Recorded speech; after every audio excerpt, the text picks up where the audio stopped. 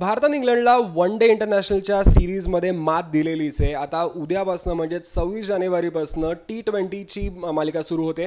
3 मॅचची ही series असणार आहे. पहिला सामना उद्या होणार आहे. माझ्याबरोबर मोरेश्वर आहे, माझा कॉलिग मोरेश्वर येरम.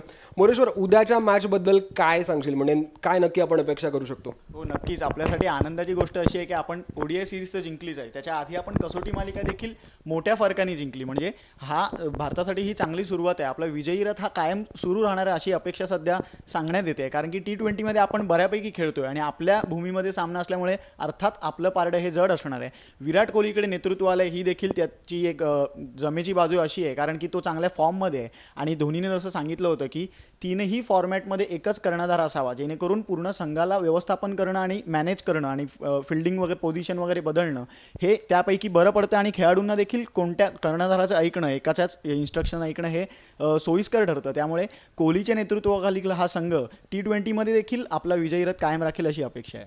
अच्छा, उद्याच्या मॅचसाठी आर अश्विन आणि रवींद्र जडेजाला विश्रांती देण्यात आलेली आहे. तर त्यांच्या नसण्याने काही फरक पडणार किंवा काही बदल होतील डावपेचांमध्ये? थोडेफार बदल तसे केले आहेत कारण की ते म्हणजे करणं तसं साहजिक म्हणजे योग्य असं मला तरी वाटतं आहे. कारण रवींद्र जडेजा आणि अश्विन हे दोघंही आपले फिरकीचे दमदार असे दोघंही फिरकीपटू आहेत.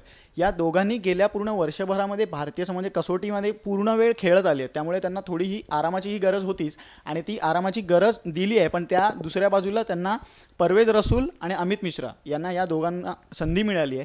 तर या दोघांकडे हा चांगला म्हणजे अश्विन आणि जडेजाला आराम दिलेला असला ही बाजू एक झालीच, तर दुसऱ्या बाजूला दोघांना ज्यांना संधी देण्यात आली आहे तर ते दोघं कसे कामगिरी करतात याकडे आपलं सगळ्यांचं लक्ष असेल. कारण की परवेज रसूल हा काश्मीरचा खेळाडू, अतिशय अष्टपैलू खेळाडू आहे आणि तो चांगल्या पद्धतीने T20मध्ये आपल्याला फायदेशीर ठरणारा खेळाडू आहे. तर तो कशी कामगिरी करतो याकडे आपलं लक्ष असेलच. आणि अमित मिश्रा याला बऱ्याच वेळापासून तो भारतीय संघापासून म्हणजे संघात समावेश होतोय, पण अंतिम 11मध्ये त्याला खेळता येत नाही आहे, स्थान मिळत नाही आहे. त्याला आता ही संधी मिळाली आहे. तर त्यामुळे अमित मिश्राच्या लेग स्पिनकडे तो कशी बॉलिंग टाकतो आणि त्यावरती आपलं बॉलिंगवरची खरी परीक्षा असेल असं आता विराटनी पण सांगितलं होतं गेल्या स्टेटमेंटमध्ये की बॅटिंग धावा वसूल होतीलच, आपल्या हे फलंदाजी ट्रॅक आहे, पाटा खेळपट्टी आहे, पण बॉलर्स नेमकी काय कामगिरी करतात यावरती आपलं यश अपयश अवलंबून असेल. ओके, स्पिनर्स विषयी आपण बोलत होतो. भारतातल्या खेळपट्ट्या एकंदरीतच सगळ्या स्पिनला अनुकूल असल्याचं आधीपासून मानलं जातं.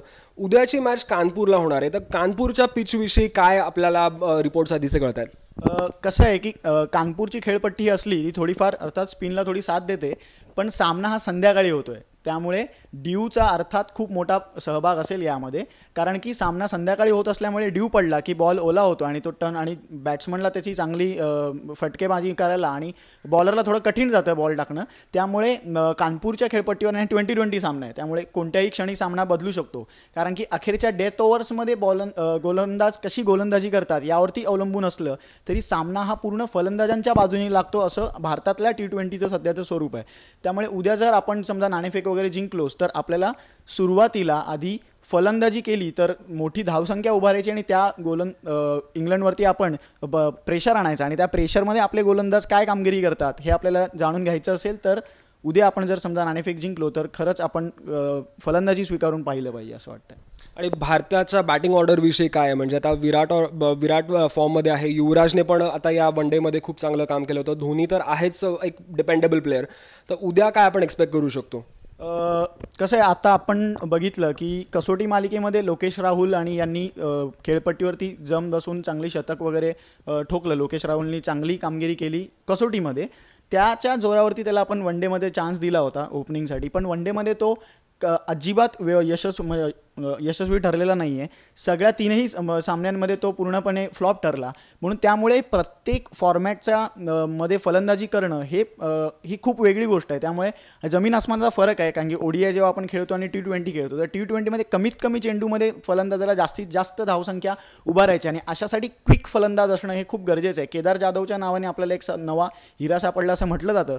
खरं तर केदार जाधव हा टेनिस खेळून आलेला क्रिकेटपटू आहे. त्यामुळे टेनिसमध्ये हे शॉर्ट बॉल मिळाला की ते डीप मिड विकेटला किंवा फाईन लेगला कसे फटकवायचे हे त्यांना खूप चांगलं माहिती असतं. याचाच फायदा आपल्याला झाला. त्यामुळे मधल्या फळीमध्ये केदार जाधव आणि हार्दिक पांड्या असे हे तडकाफडकी फलंदाजी करणारे, फटके मारणारे फलंदाज आपल्याला चांगली कामगिरी करून देतील असं वाटतं.